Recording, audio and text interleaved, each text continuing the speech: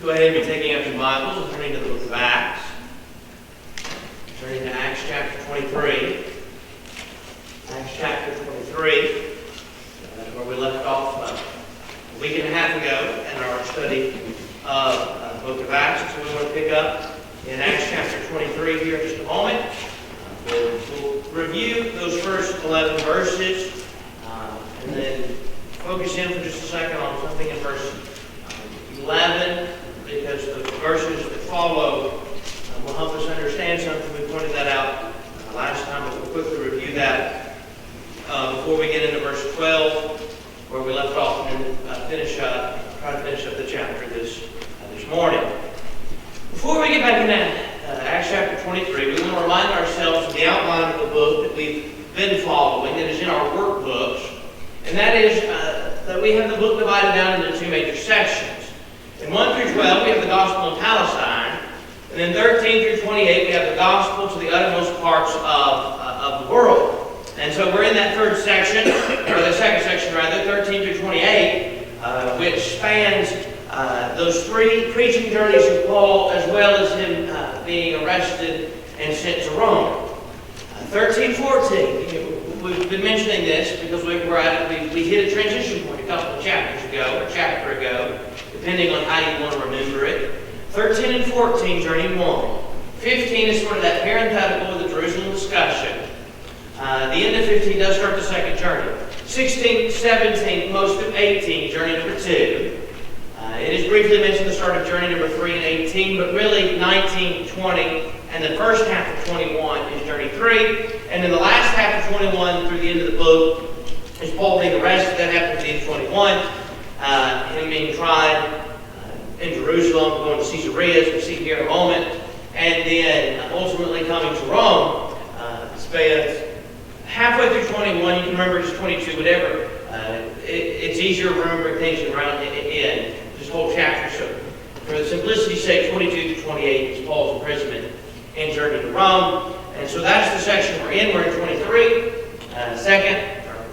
We're 1.5 chapters in already into Paul's imprisonment, which took place at the end of chapter 21.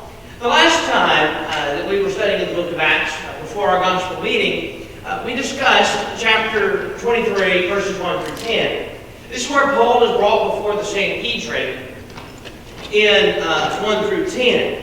When Paul comes before them, he looks intently at the council, verse 1, and says, "Brothers, I have lived my life before God in all good conscience up to this day." We pointed out some things about the conscience and some important things. Here as Paul was relaying in chapter 23 some things to the Sanhedrin council, that Paul points out in his discussion here with them how he's had a good conscience before God to this day. And here's a council that is trying him, and is trying him because they're in opposition to what he believes and teaches. And so Paul's saying that he lived in all good conscience is a bold statement here because of who he's before and how they'll react. In fact, verse 2, Ananias, the high priest, commanded that Paul be struck on the mouth. And when Paul turns to him and said that God is going to strike you, you whitewashed wall, before about that in just a moment. But Ananias turns and tells him to strike Paul because of him saying he lived in good conscience before God. We noted as well that a good conscience is essential. In Romans 14 and verse 23 it says, "But whoever has doubts is condemned if he eats, because the eating is not from faith. For whatever does not proceed from faith is sin." And so in Romans chapter 14, we're dealing with matters of indifference to God. Things that are not a matter of here's something you must do, or here's something you must not do, but a matter of one's choice. The point is that if one feels they cannot eat the meats, even though they can, but he feels he can't, if he eats the meats, it's going to violate his conscience, and therefore it is sin. So the point is a clean conscience is important, but a clean conscience must be educated by the Word. Paul said that he lived his life before God in all good conscience up to this day. Now you go back to the life of Paul, and the fact that he was previously persecuted the church. But did Paul have a clean conscience early on when he's persecuting the church? Yes, until he met the Lord on the road to Damascus and realized he was in sin. Paul had a clean conscience. But it is then that Paul comes to the realization of his sin, he changes, and he's still living in all good conscience before God. So a good conscience is important, but it must be, what our conscience, whether it convicts us or not, has to do with what we have been taught. And whether or not we're willing to listen, because ultimately there are those who may sear their conscience, according to 1 Timothy chapter 4. If they are unwilling to listen to the truth and they sort of ignore it long enough, eventually they sear their conscience to where it just doesn't bother them anymore because of their reaction to the Word of God. So again, verse 2 and 9 is commanded that Paul be struck on the mouth. We've already pointed that out. It's important to understand, Paul, in the latter half of verse 3, are you sitting to judge me according to the law, and yet contrary to the law you order me to be struck? That becomes important with Paul, what Paul says here later on about the resurrection and ultimately dividing the council, because that Paul understands here that even though they say they're judging him by the old law, that is, remember the accusations against Paul. Going back to chapter 21, here were the accusations against Paul. One of them was he brought a Gentile into the temple. That was assumed. The other was that he taught against this people, Jews. They're not the chosen people of God. He teaches against the law, the old law, the law of Moses. He's teaching that law is taken out of the way, so he teaches against the law, and he teaches against this place. Remember in John chapter 4, Jesus pointed out that there was going to come a time where they would neither on this mountain nor in Jerusalem worship the Father. That they would need to worship Him, that what God required was worship in spirit and in truth. And so when Paul's teaching, the temple was from the old law.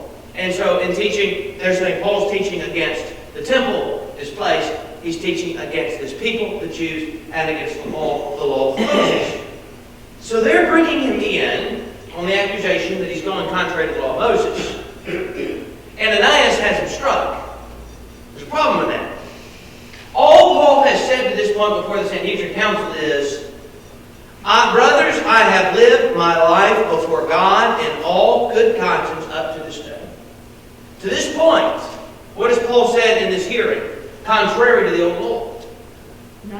Nothing. Now, they know about Paul's teachings previously, yes, but in terms of this hearing, the judgment to be passed by them, the Sanhedrin, is based on what? What's in that hearing? What they find out in that hearing. The problem is, all Paul said is, I've lived my life in all good conscience before God up to this day, and they ordered him to be struck. Leviticus 19:15. You shall do no injustice in court or in judgment. You shall not be partial to the poor or defer to the greater, but in righteousness shall judge your neighbor. Verse 35, Leviticus 19. You shall do no wrong in judgment in measures of length or weight or quantity. Well, what they've already done is been partial in judgment because of the external things. And real quick, you think about when you see a trial today, sometimes when a trial is on, especially a well-known case is on trial, they talk to the jurors about they don't need to check their social medias for these certain things. They don't need to read these things. They don't want anything that's going to influence them. In fact, sometimes they do what is referred to, I believe, as sequestering the jury, which is, in a really big case where there's a lot of media attention, sometimes they'll pull them aside and maybe put them up in some hotels and wherever it is and try to cut them off as much as possible from those external factors because they don't want the external things to influence their decision in court. Well, the problem is the Jews have already passed judgment based on these things outside without ever hearing Paul talk before them. So the judgment they're passing is contrary to the law. That's what brings about Paul's reaction. Now, was Paul's reaction proper? No. Paul would point that out later on when he says that he didn't know he was the high priest because you shall not speak evil of a ruler of the people, quoting Exodus 22 and verse 28. So Paul says, I shouldn't have spoke against the high priest. I didn't know it was. But in terms of the latter half of Paul's response, you're sitting to judge me according to the law, and yet contrary to the law, you order me to be struck. Paul's point is, you're not judging me according to the law. You claim to be judging me by. So what Paul has already realized is, this is not a fair hearing and a fair trial. Right? There's not going to be any fair judgment here by the Sadducees and the Pharisees present on the council. So in verse 6, Paul proceeds thieves, they were one part Sadducees and one part Pharisees. So here's what Paul does. He says, brothers, I am a Pharisee, a son of Pharisees. It is with respect to the hope and the resurrection of the dead that I am on trial. You remember, and the text is going to point this out, the Pharisees, they believe in the resurrection and angels and spirit. The Sadducees, on the other hand, do not. So when Paul stands up and says, it's with the hope of the resurrection of the dead that I'm on trial, who's first defending him? Pharisees. Now, not because they really agreed with Paul. They didn't agree with Paul in terms of the overall of what Paul was teaching. But they do agree with Paul in this aspect. There is a resurrection from the dead. They acknowledge that. So when Paul says it's hope of the resurrection of the dead, the Pharisees, in an attempt to justify themselves, more than trying to actually justify Paul, stood up and said, we find nothing wrong with this man. In fact, it seems perhaps the Pharisees are trying to sort of poke and prod at the Sadducees. What if a spirit or an angel spoke to him? But keep in mind, the Sadducees say there is no resurrection, there is no angel, there's no spirit. And the reaction that they have is, what if it was, he's talking about the resurrection, we find nothing wrong with it, what if it was an angel or a spirit? Probably sure the Sadducees up even more, to the point that the dissension, according to verse 10, became violent. It became violent here in the hearing, to the point that the tribune had to pull Paul out and get him out of there. He was afraid they were going to tear him to pieces because the crowd became so violent. And so he takes him out of there and takes him back to the barracks instead of leaving him here with the people to be heard before the Sanhedrin Council. Because clearly they're more at each other's throats than listening to what Paul has to say, which means the whole reason the tribune has him here is to find out what the accusations are, and now they're fighting amongst themselves. And the first time, when he came and found the people beating him, he heard one shouting one thing and another shouting something else, and so it didn't help him then either, and so he gets him out of there. None of the Jews have been helpful so far in what he was hoping to find out. Now verse 11. After Paul comes out of there, it says that the following night the Lord stood by him and said, take courage, as you have testified to the facts about me in Jerusalem, so you must testify also in Rome.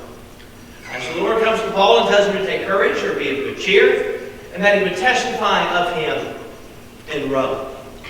Now, I said we focus in for a second on verse 11, and really that latter half, that God tells him, you're going to testify of me in Rome.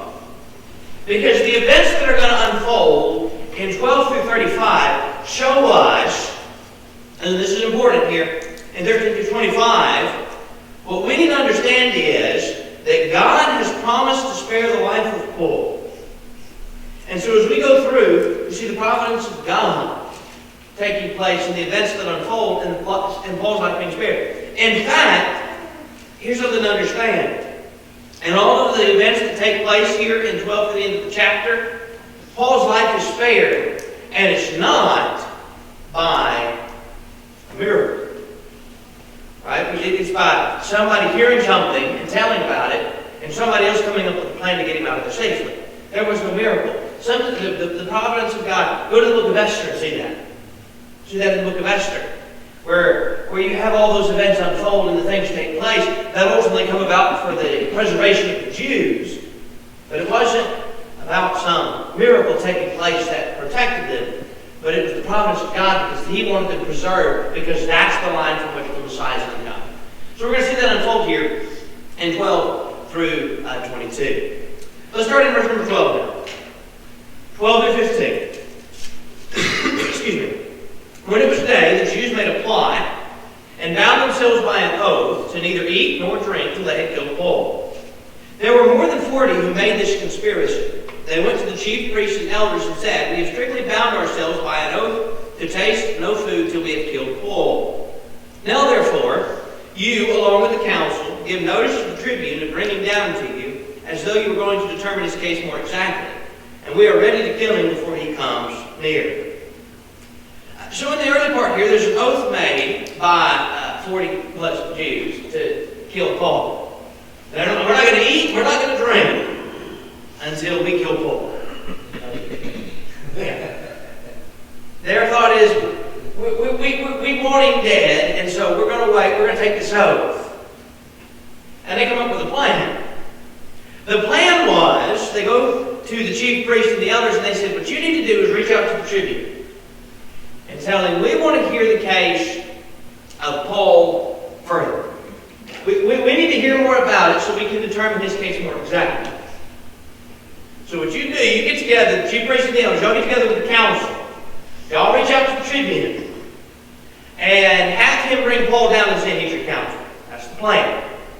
And then when Paul's on his way, as he's out of the barracks, and he's on his way down, once he gets to the Sanhedrin, you know what we're going to do? We'll kill him. That's their plan.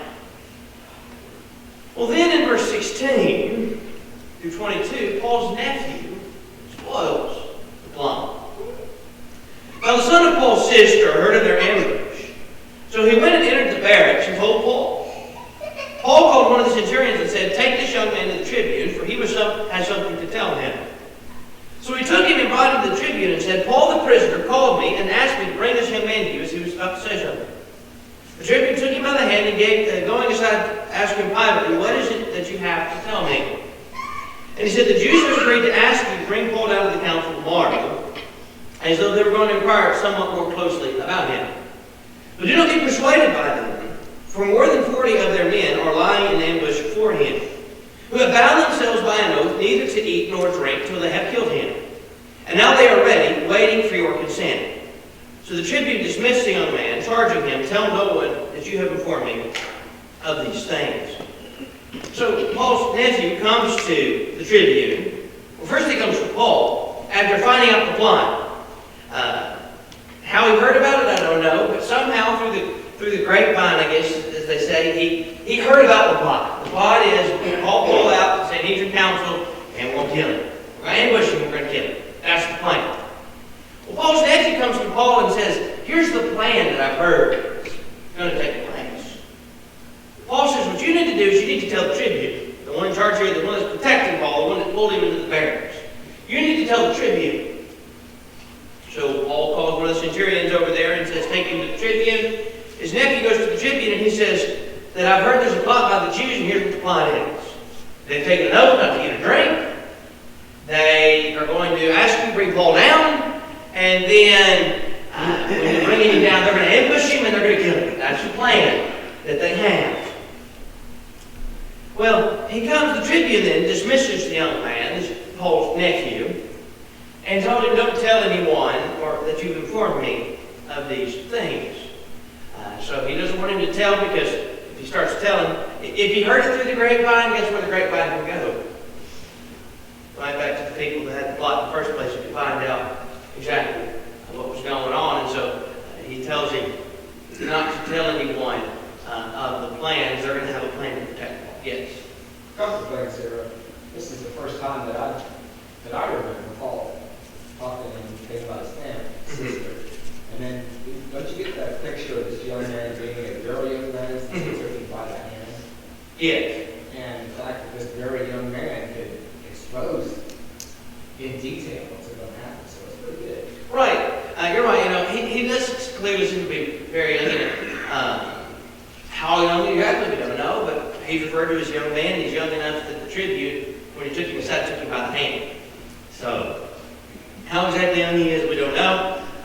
I know this, no matter how young he is, he was able to put it quite well exactly what was going to happen and remember quite well what was going to happen to give the plan to the tribune. Beginning in verse 23 to 20, I should say 35. There's a typo in the book. I realized this morning. It should say through 35, not 25, as this is the section that spans the rest of the book, or the rest of the chapter, rather. So, the plan is for Paul to be delivered as he's read. So beginning in verse 23 now, 23 through 24, or 24. Then he called two of the centurions and said, get ready 200 soldiers with 70 horsemen and 200 spearmen to go as far as Caesarea at the third hour of the night. Also provide mounts for Paul to ride and bring him safely to Felix, the governor. So, the plan here is to to get some horsemen, get a bunch of soldiers together, get some horsemen, just in case these 40 Jews somehow figured out they were moving Paul to Caesarea. They've got some people ready, a bunch of soldiers ready. By the way, these 40 men trying to get to Paul, they're going to have to go through 200 horsemen, or 200 soldiers to get there. Not just 200 to 40, or it's 40 just Jews versus 200 trained soldiers. And so they've got these soldiers here to protect Paul as they move him to Caesarea, and they prepare a mount for Paul so he can ride safely to Felix, the governor. It's then that Claudius Lysias, the tribune, so far he's been referred to as the tribune, but we do find out here his name is Claudius Lysias. In fact, if you're going through your workbook, you'll notice he's referred to Claudius Lysias going back a couple of chapters, but it's noted in there. It's because he's mentioned in 23, 25, or 26 rather, by name. Claudius Lysias writes a letter to Felix, and the letter he wrote was to this effect. Claudius Lysias, to His Excellency, the Governor Felix, greetings. This man was seized by the Jews and was about to be killed by them when I came upon them with the soldiers and rescued him, having learned that he was a Roman citizen. And desiring to know the charge for which they were accusing him, I brought him down to their council. I found that he was being accused about questions of their law, but charged with nothing deserving death or imprisonment. And it was disclosed to me that there would be a plot against the man. I sent him to you at once, ordering his accusers also to state before you what they have against him. So, he writes a letter here to Felix to send on ahead. 200 soldiers. It's a decent journey to Caesarea from Jerusalem. You can give one horseman the letter to go on ahead and deliver it. He's going to go a lot faster than this company that's traveling to protect Paul, to bring it to Felix the governor so he knows we're coming. Here's why we're coming. And so that word gets sent on ahead in the letter to Felix. Question 10. We'll come back to question 9 in a moment and talk more about that as we see the rest of this unfold. Question 10. How accurate was the letter that Claudius Lysias wrote? What was the question? How accurate was the letter that Claudius Lysias wrote? Question 10. It was fairly accurate, with the exception of he omitted one detail that made him look bad. Go back to verse 27. The man was seized by the Jews and was about to be killed by them when I came upon them with the soldiers who rescued him, having learned he was a Roman citizen. There's one thing that's not accurate. The rest of the details that he gives are accurate. There's only one problem.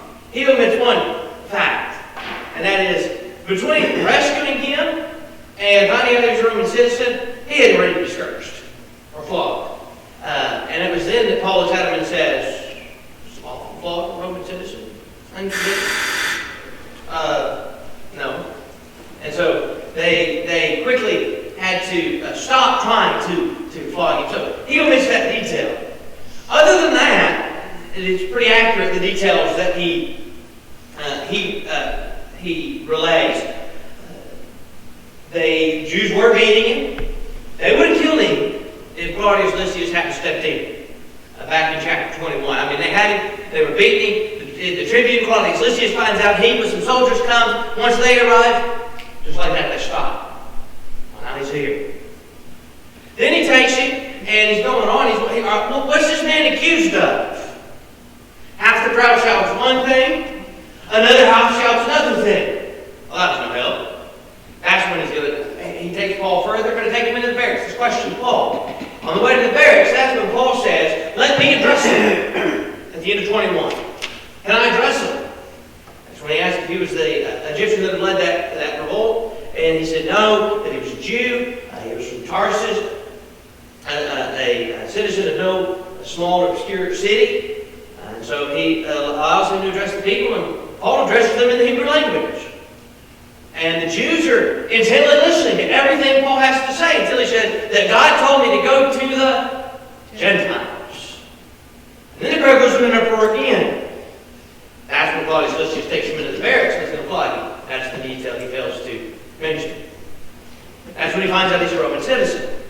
There at the end of chapter 22. So the decision was reached is clearly the Jewish people, clearly the common people that are there trying to beat Paul, raising accusation against Paul, clearly they are no help. So where do you go to the Jews if you want to hear more about it, where they think they can get a better answer? Let's take him to the Sanhedrin Council. So he takes him to the Sanhedrin Council. That's the early part of chapter 23. Sanhedrin Council, they weren't much help. They were going to judge Paul according to the old law, except they were going to violate the old law.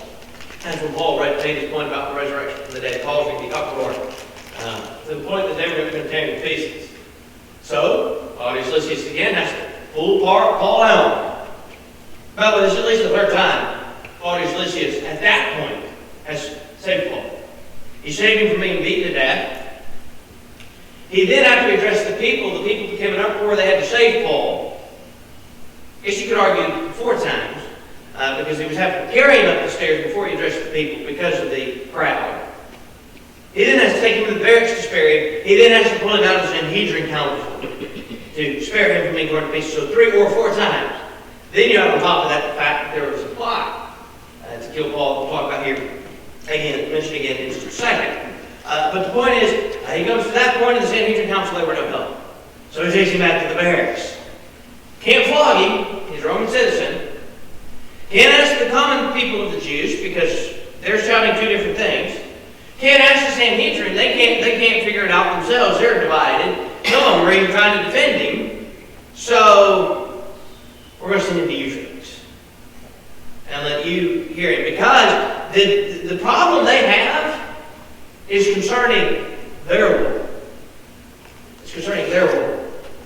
You may remember there was a time earlier on as we were discussing about the Apostle Paul, some of the things that were taking place in Paul's preaching and teaching. You remember in chapter 18 that he stood before Gallio, and it was there before Gallio that they were, the Jews were trying to be tricky in how they worded it. This man is persuading people to worship God contrary to the law. And they were hoping he would take it as he's trying to teach them contrary to Roman law, because the Romans recognize Judaism. At this point, the Romans do not recognize Christianity. Right? So their hope is maybe they'll say, look, we can convince him it's contrary to that law. In order to do that, they also try to convince him, not only is it contrary to your law, it's contrary to your law because it's contrary to our law. Galileo says, there's nothing this man's done. I'm not judging about your law. Here we have the case where the point is, the judgment's about their law. It has nothing to do with our laws. And so, because of that, we have no reason to put him in prison, much less put him to death. But that's what they want to do. And then on top of that, they plotted to kill him, verse 30, and so I've sent him to you. Verse 31 now.